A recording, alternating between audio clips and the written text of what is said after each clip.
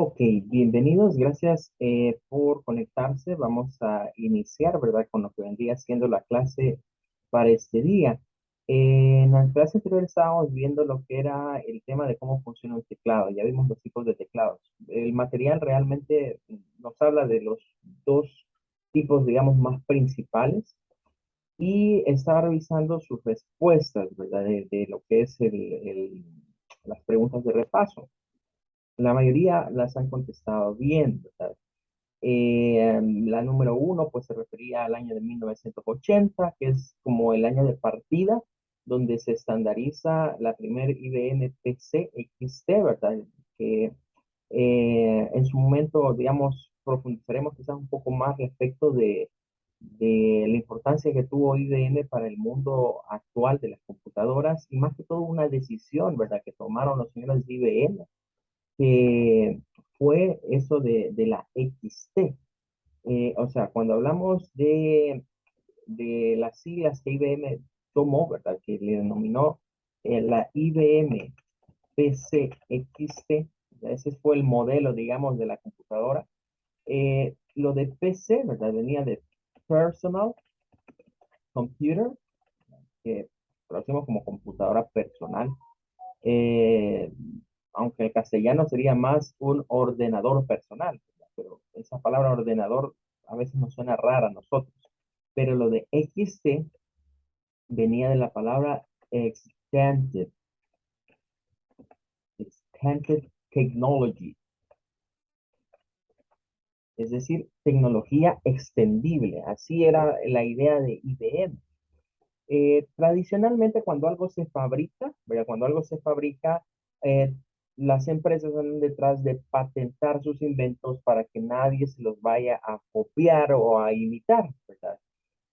Pero a los señores de IBM algo les sucedió en su mente que decidieron construir esta computadora, este modelo, basados en alguna idea de que íbamos a fabricar una computadora como colaborativa, donde otras personas, otros investigadores, podían venir y aportar cosas nuevas, ¿verdad? A lo que era la máquina de IBM. Entonces ellos prácticamente abrieron los planos de sus computadoras para que otros los viesen.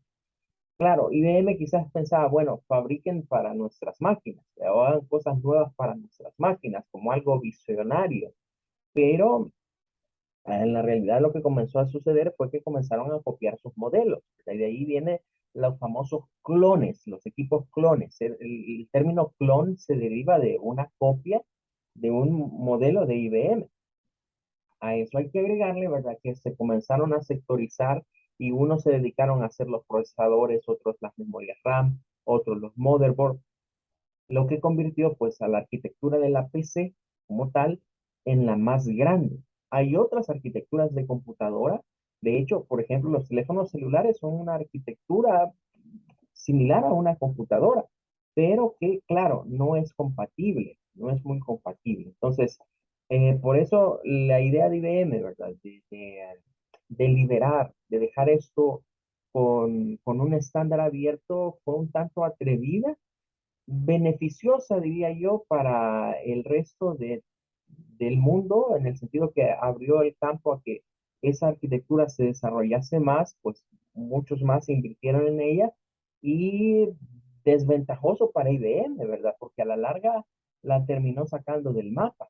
En la actualidad ya no vemos máquinas IBM porque IBM fue comprada por otra compañía y cuando vemos hoy productos Lenovo, ¿verdad? Lenovo pues es la nueva IBM, digamos. Ahora, en 1980 el primer teclado, ahí estamos bien. Combinación metálica que usan las teclas condensadoras, veíamos que era estaño, níquel y cobre. La pieza de metal que pasa entre las almohadillas, esto se refería siempre al teclado condensador y es el émbolo, ¿verdad? El émbolo es el que pasaba. Luego, esta pregunta es un poquito capciosa y por lo general nos confunde. Dice, ¿cuántas superficies metálicas poseen las teclas de contacto? Vean, y por lo general me responden, y en el caso de ustedes me respondieron que solo era una, pero realmente no es una, son dos. Vean, lo que sucede es que no está explícito en el material. Si lo leemos por acá, nos dice, La cúpula curvada presiona contra la hoja de plástico en la parte inferior en la cual existe un área metálica, dice, conectada al resto de la tarjeta. O sea, ahí nos dice un área metálica, pero después dice la superficie metálica contacta contra otra superficie similar. Es decir, para que haya circuito, tiene que haber una conexión de un punto con otro.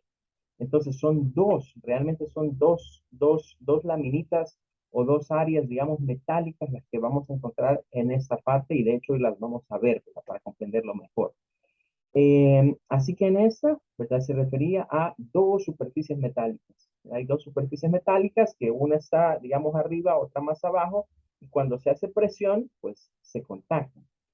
Y pues el material que corta el flujo, ¿verdad? Pues es el plástico, ¿verdad? Ahí hay un plástico de separación, que lo vamos a ver hoy también, que es el que permite que ya no, bueno, el que hace que el flujo se corte, ¿verdad? Que ya no haya contacto entre esas dos láminas. Bueno, eso en cuanto a las respuestas que tenemos para el material, ¿verdad? Hay más, ¿verdad? Hay más que profundizar respecto a este tema. El día de hoy, ¿verdad? Vamos a ver lo siguiente. Voy a cambiar esto. Eh, Fíjense que nosotros tenemos la fortuna, bueno, ni tanta fortuna, pero más o menos, ¿verdad? De tener acceso aquí en la escuela, ¿verdad? Hace unos años atrás logramos conseguir esto que les voy a mostrar acá, ¿verdad? Este, lastimosamente ya estaba pues en malas condiciones, ya le hacían falta algunas teclas, ¿verdad? Pero aún así pues lo adquirimos porque consideramos que es un teclado fundamental para lo que estamos viendo. Si alcanzan a ver, ¿verdad? Ahí está el logotipo de IBM, ¿verdad? Este es un teclado condensador como los modelos de los que hemos estado hablando. De hecho, si vamos a la viñeta, ¿verdad? En su parte posterior, ¿verdad? Creo que no se va a alcanzar a ver muy bien. Quizás les voy a mandar una fotografía de esto para que se aprecie mejor. Pero aquí dice que es un modelo M, como el que buscábamos el día de ayer. Eh, Incluso diría yo que a diferencia de los otros teclados, traía su propio puerto, ¿verdad? Acá, donde se conectaba su cable que era un cable diferente al estándar, digamos, que existe hoy. Incluso esto es pesado, no, ustedes no lo pueden palpar, pero esto es pesado, es un teclado bastante robusto. Esto creo que se cae unas cuantas veces y difícil que se vaya a romper, ¿verdad? Es un teclado bastante robusto.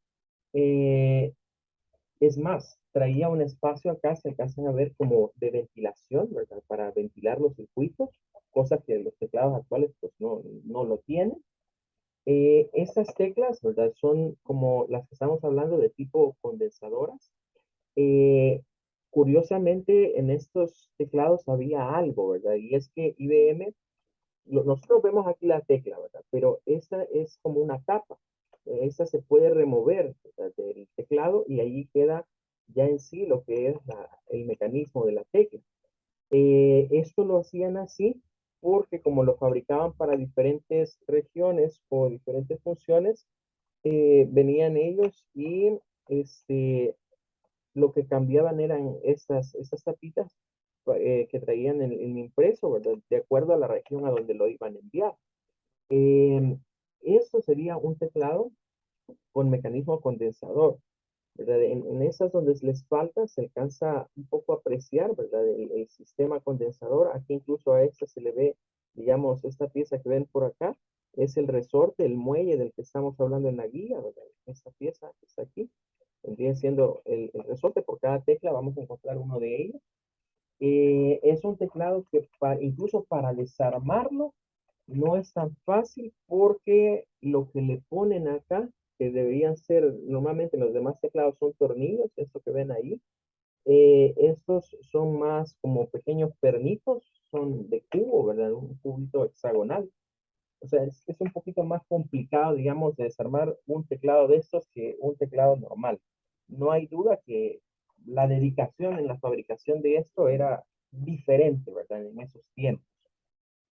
Ahora, como decíamos, lo más común en la actualidad es que encontremos teclados de otro tipo. Aquí tengo uno, digamos que es una marca más genérica, ¿verdad? Es este que está acá, una marca genérica, un teclado genérico. que lo tenemos pues ya listo como para poderle sacar algunos componentes. Ah, espérame, se me quedó aquí un tornillito. Vamos a ver si lo quitamos. Eh, Estos ya son teclados, digamos, de contacto, ¿verdad? Son teclados de contacto. Dentro de un teclado de contacto, lo que vamos a encontrar son estas piezas, ¿verdad? Si quitamos esto es lo que llamamos las plantillas del teclado, ¿verdad? O las superficies que indica ahí el material que son metálicas. Realmente es una hoja de plástico y en medio de esta hoja de plástico, ¿verdad? Vamos a encontrar lo que son esas líneas, ¿verdad? De transmisión. Ahí es donde están realmente los componentes metálicos. Hay una hoja de separación, ¿verdad? Que es esta que está acá, ¿verdad? Que es el plástico que la separa. Y luego tenemos la otra cara. Entonces, lo que el material habla de superficies metálicas se refiere precisamente al circuito impreso que hay en esta y en esta otra, ¿verdad? Estas están separadas para que encontremos lo que son estas piezas que voy a mostrar a continuación. Estas que van a ver acá, estas, ¿verdad? Son las burbujitas, ¿verdad? Que habla el material, que son de contacto, ¿verdad? Esas piececitas que están acá, vamos a ponerla aquí, que al nosotros apretarlas, pues vemos que tienden a comprimirse, ¿verdad? Tienen ahí una especie de soporte que les permite flexionarse, ¿verdad? Flexionarse de esta manera, y pues se ubica una por cada tecla. En un teclado normal tenemos entre 102 a 104 teclas. Entonces, esa más o menos viene siendo la cantidad, aunque pueden haber algunas teclas, ¿verdad? Que traigan dos o tres de estas burbujitas. Y aparte de eso, vamos a encontrar el circuito impreso, ¿verdad? Que es esto que está acá, que es donde llega pues el cable y donde se encuentran los LEDs que normalmente vemos, ¿verdad? Eso, de hecho, esta pieza la vamos a examinar en una clase de adelante, ¿verdad? Que vendría siendo, pues, digamos, como lo que permite la detección, ¿verdad? Este es el circuito que permite la detección de la tecla que estamos presionando. Bueno, ese sería un ejemplo de un teclado, ¿verdad? Esto es igual en cualquier otro teclado. Es más, hasta los teclados de las laptops, ¿verdad? La mayoría funcionan con algo similar a esto, nada más que las burbujitas son mucho más pequeñas. Y tenemos este otro, ¿verdad? Que siempre es más o menos de la misma línea del que les acabo de enseñar, ¿verdad? Este es un teclado IBM, ¿verdad? Ya no del modelo M, ya otro tipo de modelo, ¿verdad? Que si este lo destapamos, podemos encontrar pues los mismos componentes que un teclado genérico, ¿verdad? Estaríamos viendo acá las plantillas o almohadillas, ¿verdad? Siempre una que trae los circuitos impresos, una que solo trae estas perforaciones, ¿verdad? Para permitir evitar el flujo de corriente hasta que haya presión, ¿verdad? Y la otra laminita. Entonces encontramos dos hojas con superficies metálicas, ¿verdad? Que son las que cuando se aprietan a través de la burbujita, pues hay paso de corriente. Y claro, aquí está el circuito impreso. Este, a diferencia del otro, pues tiene más detalles en el sentido de que, por ejemplo, el cable no viene soldado, ¿verdad? Trae acá un pequeño socket que se puede remover. La tarjeta de circuito impreso también viene atornillada, ¿verdad? Entonces son como las diferencias entre teclados, digamos, de menor calidad y uno de mayor calidad. Eh, y del otro lado, ¿verdad? Vamos a encontrar lo que vendría siendo, este es diferente incluso en esta parte, porque como pueden ver no son burbujas individuales, sino que es una sola pieza. Es una sola pieza. Algunos teclados los hacen de esta manera, siendo una sola pieza de goma, donde podemos ver acá las diferentes burbujas o cúpulas de caucho, ¿verdad? Que igualmente se hacen de manera flexible, de forma que la cúpula se mira así, ¿verdad? Pero cuando la apretamos, tiene la propiedad de hundirse y regresar. Esa ligera presión, ¿verdad? Que se hace sobre la cúpula es la que el teclado detecta y permite el flujo de corrientes a través de lo que vendría siendo las almohadillas. Bueno, hoy que ya tenemos esas descripciones un tanto más claras, más gráficas, quiero llevarlos a un artículo, se los voy a compartir para que ustedes lo puedan leer después, que está bastante interesante. Bueno, en este blog, ¿verdad? Van a encontrar ustedes tipos de interruptores, ¿verdad? Y de hecho, ahí estaríamos viendo, miren, ya esto me está indicando a mí, bueno, este no es un teclado, el que estamos viendo ahí, no es un teclado de este tipo. Bien. Al solo ver esta pieza que está aquí, ¿verdad? Donde debería estar la tecla, ya eso me está diciendo a mí, este teclado no es un teclado de burbujas, no es un teclado de contacto. Lo más seguro es que sea un teclado condensador o como vamos a ver en este artículo, mezcla, una mezcla entre una cosa y la otra. Bien, este artículo nos habla acerca de que, pues, a eso se le llaman interruptores. Es en sí el funcionamiento de los teclados, ¿verdad? Teclados modernos como este que estamos viendo acá, los podemos encontrar. De hecho, la marca Logitech, esta marca que están viendo aquí, es una marca que durante un tiempo, miren, si hace unos 20 años atrás ustedes me decían, mire, ese es Logitech, diríamos, otra marca más, la otra marca genérica más. Pero lo cierto es que esta marca se ha hecho su renombre, ¿verdad? Y hoy los dispositivos Logi, como lo abrevian hoy, Logi, son bastante caros, ¿verdad? Y no solo caros, sino que tienen muy buenas prestaciones, ¿verdad? Por encima de otros dispositivos. Eh, ya es otro invento, miren, estos se llaman teclados con trackpad. Ayer veíamos los trackball, que fueron durante un tiempo lo novedoso, pero hoy se llaman con trackpad, que es básicamente como que al teclado le agreguen un pad que viene normalmente en una laptop, ¿verdad? Que responde a un touchpad de una laptop. Entonces, lo que decíamos ayer, ¿verdad? Los fabricantes andan viendo qué más se inventan para seguir vendiendo teclados, ¿verdad? Puesto que la mayoría de veces el cambio del teclado nada más se da cuando comienza a fallar. Por lo demás, las personas no le andan prestando mucha atención al teclado, pero debería ser una pieza importante, puesto que establecíamos que es con la que tenemos mayor contacto. Entonces, si el teclado es muy duro, nos puede generar, recuerden que cada vez que presionamos una tecla hay impacto en nuestros dedos. Eh, Buscamos cierto confort al momento de trabajar en un teclado. Ahora, aquí nos indican que hay 6 tipos de interruptores. En el material hemos hablado de 2 de ellos. El capacitivo que está acá es el mismo condensador, o sea, condensador o capacitor es lo mismo, ¿verdad? Es un término que se refiere a una pieza o un componente electrónico.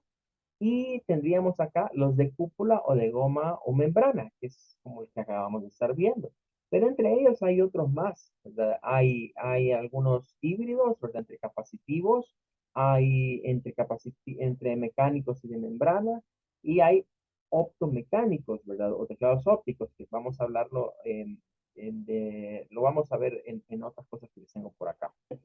Entonces, esos serían los tipos de teclados que tenemos. ¿Por qué es importante conocer el tipo de teclado? Por la forma en la que le vamos a dar mantenimiento, ¿verdad? El teclado capacitivo es más delicado y como les mostré con el otro, los nuevos no difieren mucho en que la forma en la que estos se desarman, ¿verdad? Es mucho más complicada que un teclado de contacto. Ahora, ante esto tendríamos, digamos, la ventaja de que por lo general la mayoría de computadoras lo que tienen es un teclado de contacto, que es el teclado estándar o el teclado básico. Eh, a mí me gusta mucho asociar las cosas de la computación un poquito a las cosas de la mecánica. Entonces, cuando hablamos, por ejemplo, de ciertos automóviles, nos daremos cuenta que traen algún tipo de aditamentos que los hace especiales o los hace estar por encima, les da un plus por encima de otros vehículos. Lo mismo pasa en las computadoras. De repente vamos a encontrarnos con ciertos dispositivos o ciertas piezas internas que hacen que el equipo tenga un plus. Por eso incluso hoy en día, ¿verdad? Por ejemplo, dentro del mundo de los gamers, se ha aplicado la palabra de tunear una PC, que viene del tuneo de vehículos. Eso de tuning, pues se refiere a mejorar el aspecto, mejorar el confort o ciertas prestaciones en cuanto a lo que es un performance de un carro. Lo mismo pasa en las computadoras. Entonces, cuando nos encontremos ante un teclado capacitivo, debemos de tomar en cuenta que la persona que tiene ese teclado es alguien que conoce muy bien o, ¿verdad? Es alguien que está en el mundo de las cosas, de lo más nuevo y que quiere lo más actualizado, pero, ¿verdad? Pero lo que tiene es dinero para comprar eso. Bien, entonces, debemos de tomar en cuenta que un teclado de esos son mucho más delicados de dar un proceso de mantenimiento que el teclado típico, ya, por la forma en la que las piezas vienen montadas y debido a su mecanismo, que como ya veíamos el día de ayer, viene siendo a través de componentes digamos, más delicados que las burbujas. Eso, ¿verdad? No requiere mayor ciencia. Limpiarlo, pues solo se le echa espuma y se va limpiando. Cuando son individuales, lo que lleva es trabajo, ¿verdad? Porque se salen todas, ¿verdad? Y hay que ir limpiándolas y ubicándolas.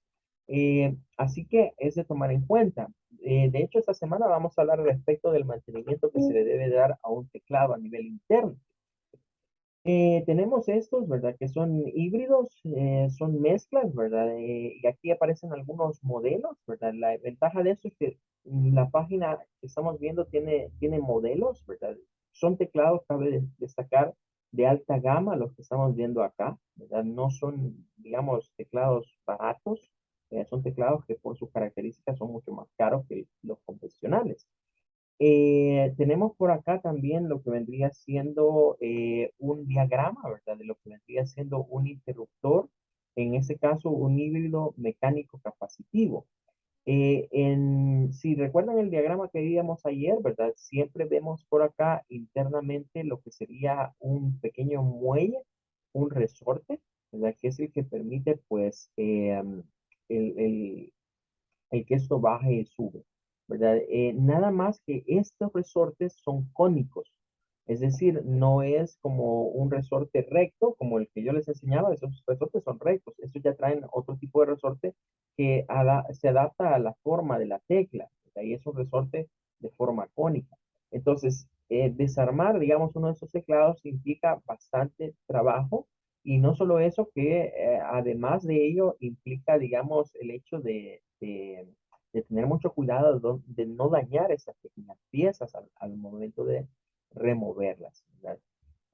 Tenemos también, bueno, los de cúpula o goma, que son los más comunes, ¿verdad? Es el tipo de teclado más común, en donde ya habíamos explicado, ¿verdad? Esta es la tecla en la parte superior, ¿verdad? Esta es la cúpula, ¿verdad?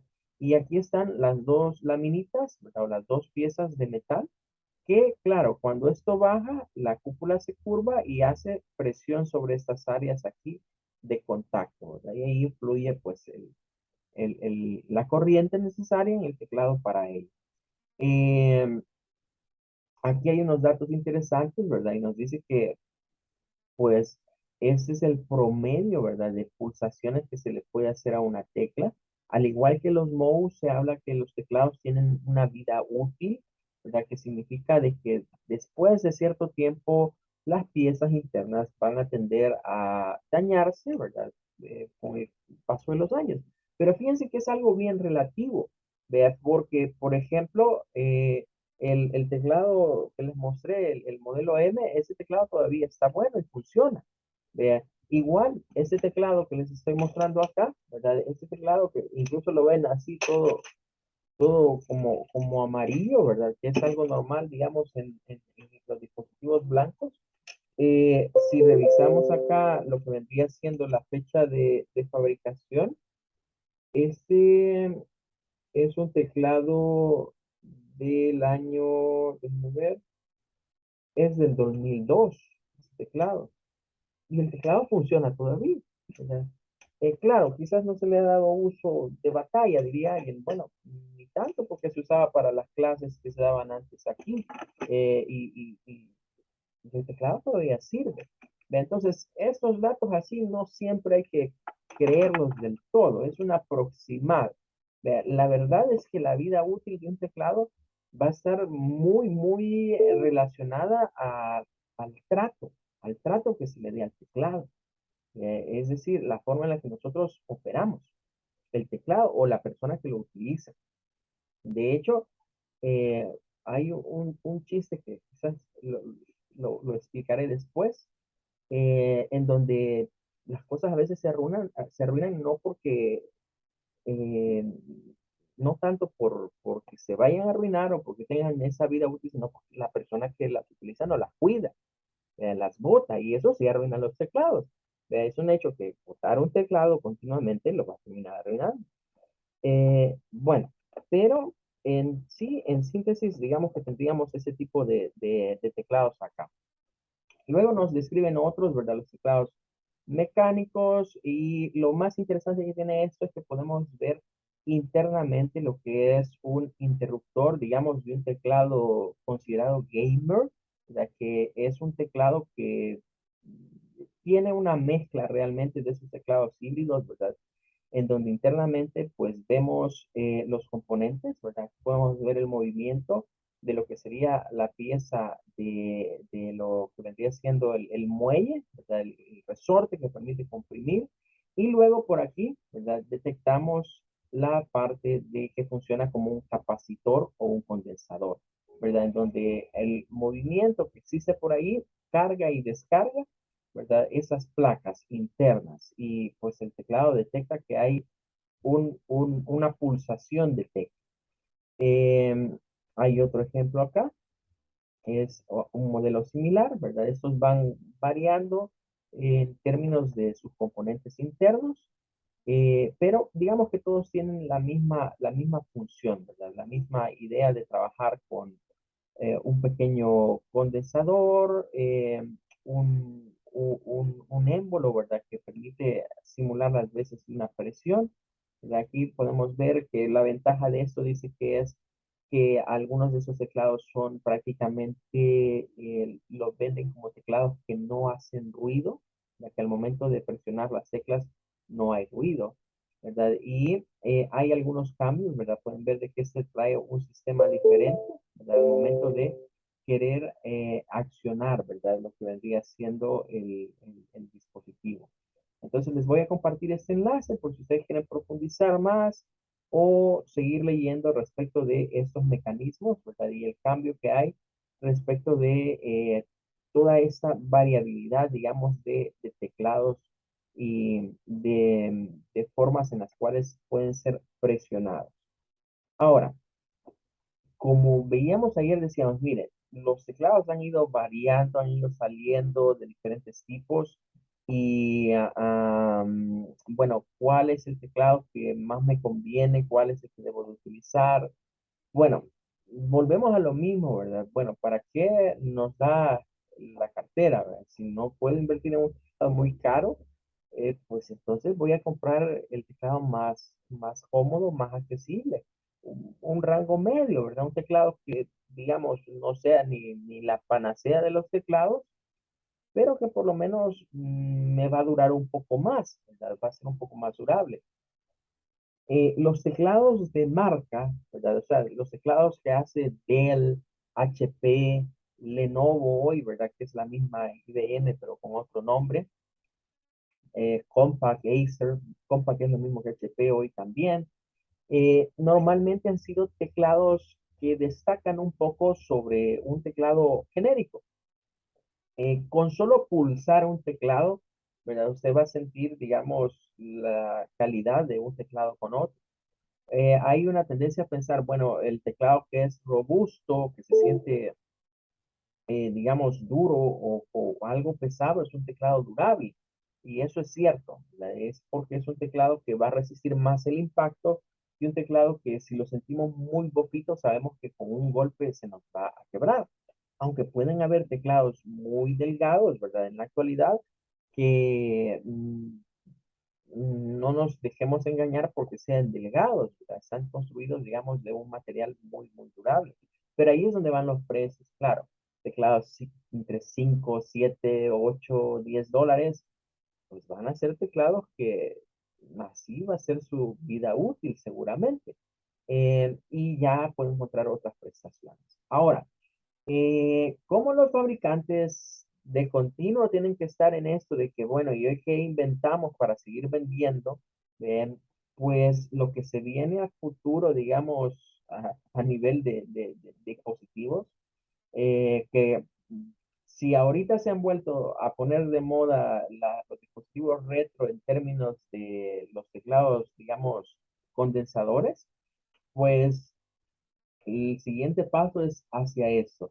Aunque este dispositivo lo están vendiendo más como para dispositivos móviles, ¿verdad? Para teléfonos, pero es algo que hace tiempo atrás cualquiera hubiera pensado, esto es de una película de ciencia ficción. De, eso pareciera que en la década de los 80 salían algunas películas, cosas como este tipo, donde se hablaba acerca de hologramas que en la actualidad pues está volviendo una realidad. Hoy estamos hablando de teclados holográficos, también se les llaman teclados tipo láser, ¿verdad? Porque realmente es a través de un láser que se proyecta una imagen sobre una superficie que, pues claro, lo que hace esta imagen es proyectarnos un teclado, de un teclado convencional, ¿verdad? De computadora.